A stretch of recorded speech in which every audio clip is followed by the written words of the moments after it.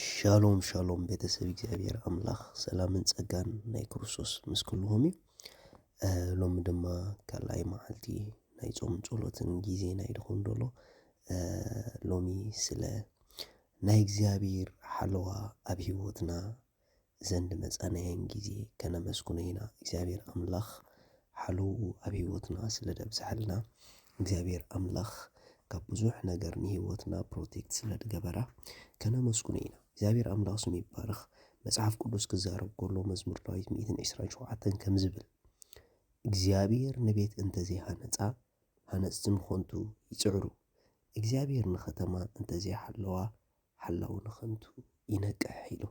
ለካ ክሳብ ሎሚ ደው ምባልና ለካ እዚ ዓመት እዚ መሕላፍና ንሕና ስለ ዝነቕሕና ደይኮነሲ እግዚአብሔር አምላኽ ስለ ዝሓለወናይ ስለዚ ሎሚ በቃ ንእግዚአብሔር አምላኽ ስለ ኣብዚ ዓመት እዚኣ ኣብ ህይወትኩም በቃ ሓለውኡ ስለ ዝረአኩም ኣብ ጥዕናኹም ኣብ ደቅኹም ብህይወት ክሳብ ሎሚ ክንህሉ ናይ እግዚአብሔር ሓለዋ ኣብ ዙርያና ስለ ዘሎ ስለ ሓለዋ አምላኽ ንእግዚአብሔር አምላኽ ከነመስኩኑ ኢና መጽሐፍ ቅዱስ ክዛረብ ከሎ ከምዚ ኢሉ ኣብ መዝሙር ዳዊት 121 ኣዒንተይ ናብ ኣኽራን ኣልዕል ኣለኹ ረድኤተይ ካበይ ዝመጸኒ ረድኤተይ ካብቲ ሰማይን ምድርን ዝገበረ እግዚአብሔር እዩ ዝመጸኒ ንሱ ንእግርኻ ኣየሰናኽልን ሓላዊኻ ኣይታኸስን እነሆ እቲ ንእስራኤል ዝሕሉ ኣይታኸስን ኣይድቅስን እዩ እግዚአብሔር ሓላዊኻ እዩ እግዚአብሔር ኣብ የማነይቲ ኢድካ ጽላልካ እዩ ፀሓይ ብመዓልቲ ወርሑ እውን ብለይቲ ኣይክወቅዓካን እዩ እግዚአብሔር ካብ እከይ ዘበለ ክሕልወካ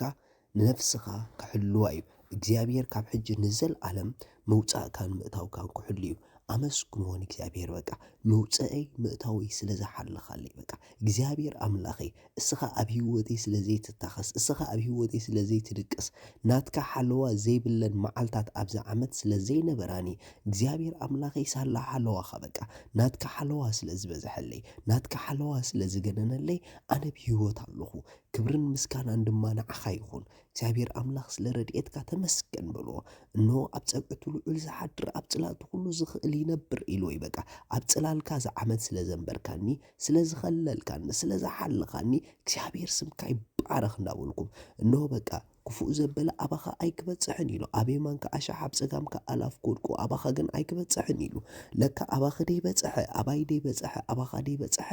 ሓለዋ አምላኽ ስለ ድበዝሐልና እዩ ስለዚ ሎም በቃ ስለ ሓለዋ አምላኽ ከተመስግንዎ ንእግዚአብሔር ዋዕሉ ሓለውኡ ስለ ድበዝሐልና ዝዓመት ስሙ ንዘለዓለም ይባረኽ ሎሚ ስለ ሓለዋ አምላኽ ኣብ ህይወትና ዝዓመት ዝረአናዮ ነመስግነሉ ጊዜ ኣመስግንዎ ንእግዚአብሔር ሻሎም